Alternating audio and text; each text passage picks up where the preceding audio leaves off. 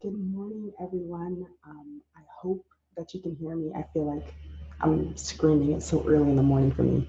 I have a call, I think, like in 10, 15 minutes. But anyway, um, this is on my mind last night, the idea of the devil.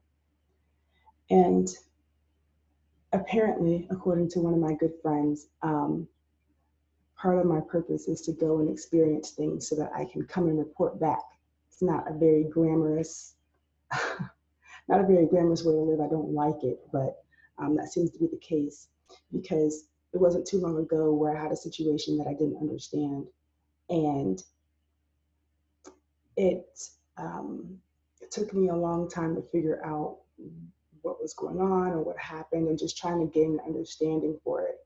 But what I learned in trying to get an understanding for something about the devil being in the details is that if you go in trying to get an understanding for something that you don't necessarily have the tools to understand, or that you're not intentionally trying to protect yourself when you're going in for that understanding, you can really get into a place um, that is unhealthy very quickly.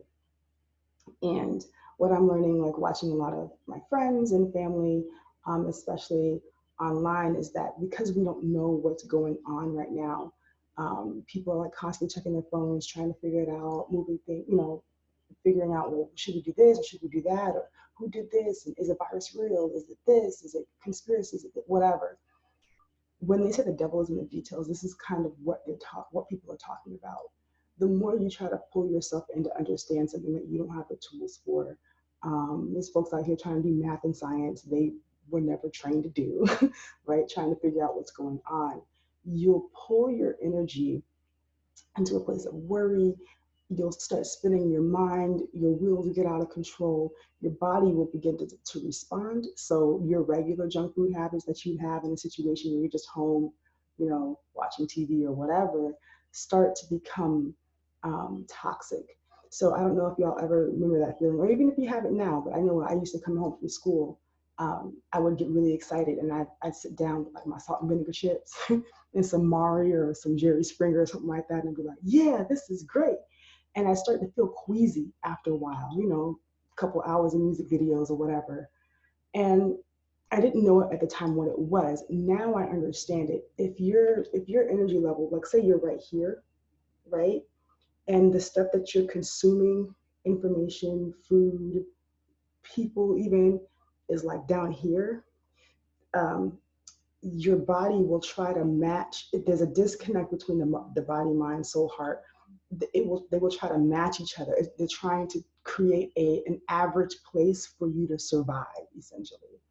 Um, so if you're in a place where you start to over worry, you analyze things, and you're constantly worried about what's going to happen, um, you'll start to make yourself sick, not only through your own thoughts, but also through the habits that you're creating in order to cope with that worry, right? So now maybe you're eating too much, you're sleeping too much, you're off your rhythms. I'm telling a lot of people, if you have a schedule that you were using when you were working, the kids have a schedule, keep everybody on their schedule, right? So if you normally wake up at 7 or whatever, and you're down in bed at 11, keep that same schedule even if you're free during the day, so that one, when things clear up, you can just kind of resume your regular schedule. But the other reason is that it actually regulates your circadian rhythms, and it keeps your hormones regulated so that you're not all crazy.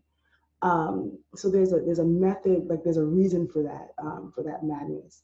But the last thing that you want to do is to take this time to really drag yourself into trying to figure things out, because you'll you'll put yourself in a situation where you're actually more vulnerable to the thing you're trying to prevent. Most people who are online right now are just trying to figure out how to be the first person on Noah's Ark. Like, what's next? Where do I go? I want to be the first person there when they go up toilet paper at the fair play, whatever, like whatever that's about.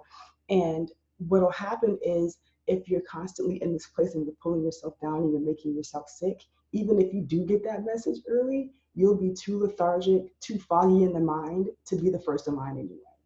So the best thing for you to do is, I'm not saying just stick your head in the sand and whatever. Get you a little update, in the morning, maybe a little in the afternoon, maybe once at night. Close the phone.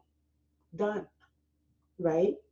You got a little news update, whatever. If you get back online, you're having joyous conversations. You're having productive conversations. You're doing some self growth work. You're doing some personal development work. But it's not, World War Z apocalypse shit, right? That's really important to stay off of that frequency so that when something happens on that frequency, you can see it coming.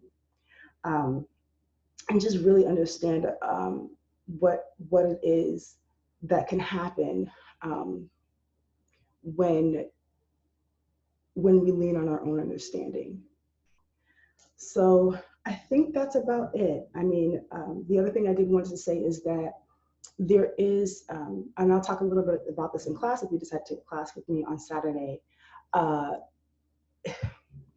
there's, because the devil, is actually Capricorn energy, right? So it's not always bad. It's not like, um, every time you see it, it's a person, or it represents something like that.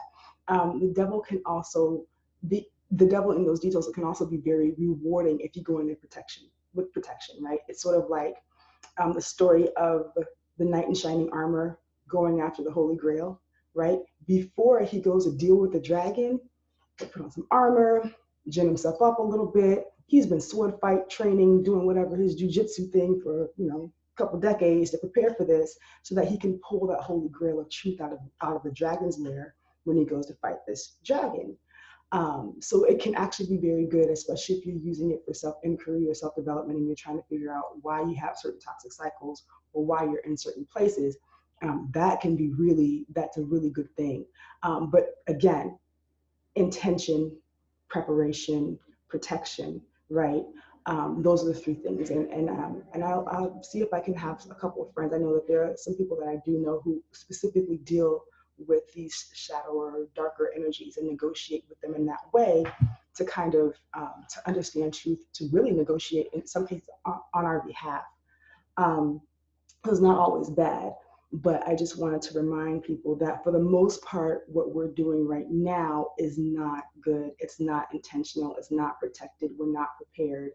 And so the best thing for you to do is to keep yourself healthy. However you can keep yourself healthy, keep your schedules, eat well, make love, have fun as much as you can, right? Considering, and you'll find yourself having a much easier time of all of this. So I hope that helps.